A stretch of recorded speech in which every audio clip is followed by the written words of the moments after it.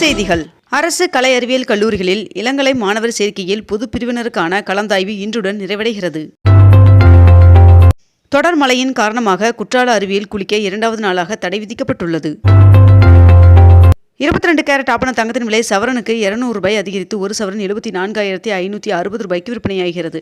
அதேபோல் ஒரு கிராம் வெள்ளியின் விலை ₹120 விற்பனை செய்யப்பட்டு வருகிறது.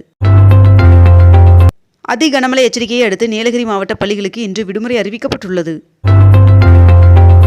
அகமதாபாத்தில் விமான விபத்தில் உயிரிழந்த குஜராத் முன்னாள் முதல்வர் விஜய் ரூபானி அவர்களின் குடும்பத்தினரை பிரதமர் நரேந்திர மோடி அவர்கள் நேரில் சந்தித்து ஆறுதல் தெரிவித்தார்.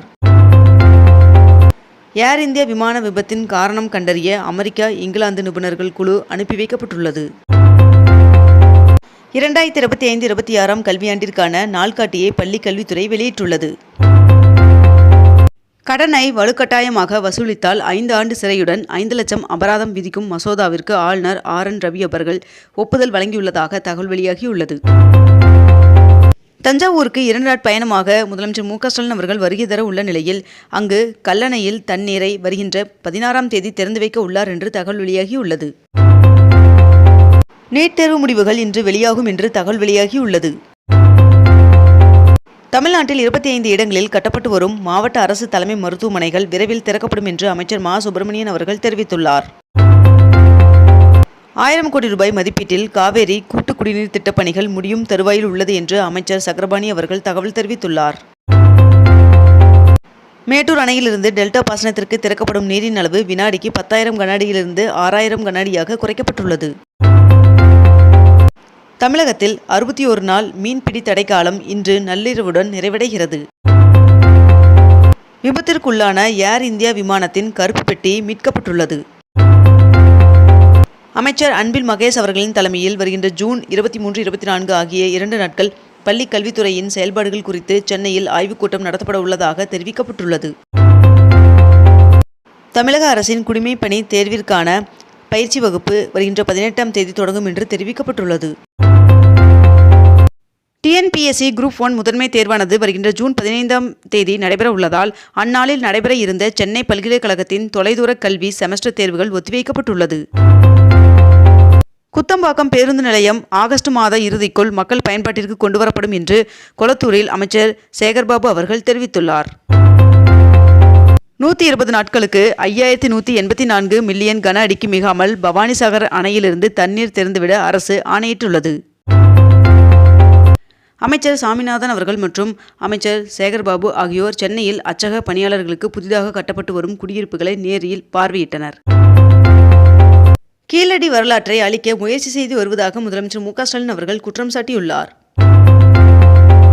திருச்சி பழைய விமான நிலையத்தை நட்சத்திர ஹோட்டல் வணிக வளாகமாக மாற்ற திட்டமிடப்பட்டுள்ளதாக தகவல் வெளியாகியுள்ளது. மருத்துவ கழிவு கொட்டுபவர் மீது குண்டாஸ் போடும் சட்ட மசோதாவிற்கு ஆளுநர் RN ரவி அவர்கள் ஒப்புதல் வழங்கியுள்ளார். நீலகிரி மாவட்டத்திற்கு இன்றும் நாளையும் அதிக கனமழைக்கான ரெட் அலர்ட் விடுக்கப்பட்டுள்ளது. நாமக்கல் மாவட்டத்தில் 321 சத்துணவு சமையல் உதவியாளர் பணிக்கான நேர்காணல் தொடங்கி நடைபெற்று வருகிறது. சர்வதேச செஸ் போட்டிகளில் முன்னணி இடங்களை வென்ற தமிழ்நாடு செஸ் வீரர்கள் குகேஷ், அரவிந்த், சிதம்பரம், பிரக்ஞானந்தா ஆகியோருக்கு துணை முதல்வர் உதயநிதி ஸ்டாலின் அவர்கள் வாழ்த்து தெரிவித்துள்ளார். UPSC தேர்வில் இதுவரை இல்லாத எண்ணிக்கையில் தமிழக மாணவர்கள் சாதனை நிகழ்ந்துள்ளது என்று முதலமைச்சர் மு க ஸ்டாலின் அவர்கள் பெருமிதமாக தெரிவித்துள்ளார். UPI பரிவர்த்தனைகள், மலிவான மொபைல் டேட்டா மற்றும் AI வளர்ச்சி போன்ற முக்கிய பகுதிகளில் இந்தியா முன்னணியில் உள்ளது என்று பிரதமர் நரேந்திர மோடி அவர்கள் தெரிவித்துள்ளார்.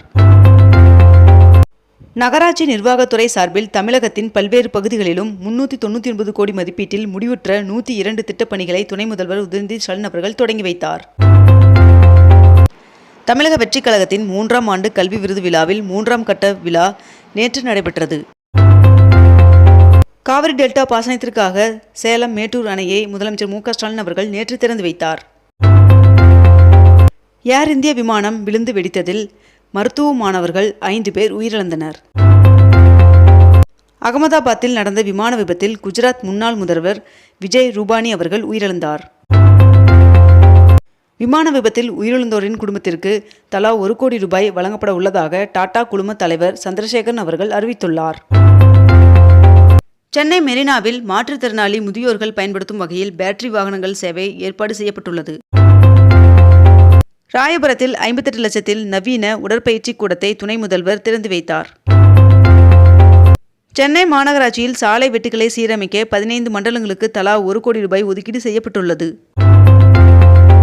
பொறியியல் படிப்பிற்கு விண்ணப்பித்தவர்களுக்கான ரேண்டம் எண் நேற்று ஒதுக்கீடு செய்யப்பட்டதை தொடர்ந்து வருகின்ற 27ஆம் தேதி தரவரிசை பட்டியல் வெளியிடப்பட உள்ளதாக தெரிவிக்கப்பட்டுள்ளது.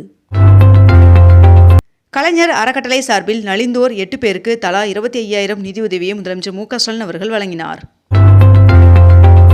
தமிழகத்தில் 33,312 சுய உதவி குழுக்களுக்கு 3,134 கோடி ரூபாய் வங்கிக் கடன் இணைப்பு வழங்கும் திட்டத்தை துணை முதல்வர் உதயநிதி ஸ்டாலின் அவர்கள் தொடங்கி வைத்தார்.